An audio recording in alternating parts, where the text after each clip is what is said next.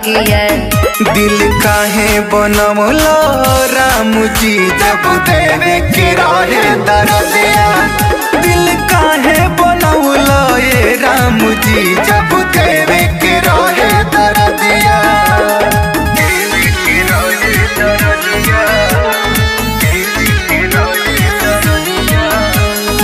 Music Zen Rakesh.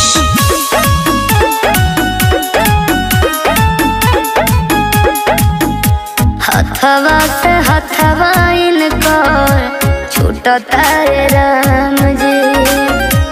बसल दुनिया हमार लूटता रे राम जी। दिल भीतर भीतर मोर रोवता ना जागता ना सोवता। प्यार में हमारा लाग गई, प्यार में हमारा लाग गई, जाने कोई सन दगिया। दिल काहे बनवलो राम जी जब देवे के रहे दर्दिया। दिल काहे बनवलो ये राम जी जब देवे के रहे दर्दिया।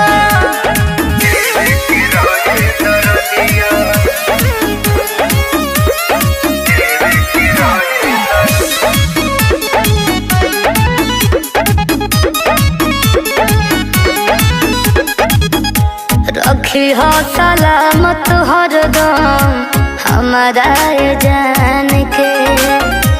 डर लाग लागल अब तो मोहब्बत के नाम से। अब बिछड़ के रहना पावे के सुन मौत के गले लगावे के। कौना कलम से लिखल बारो, कौना कलम से लिखल बारो राजवीर के भगिया। दिल काहे बनवलो राम जी जब देवे के रहे दर्दिया। दिल काहे बनवलो ये राम जी जब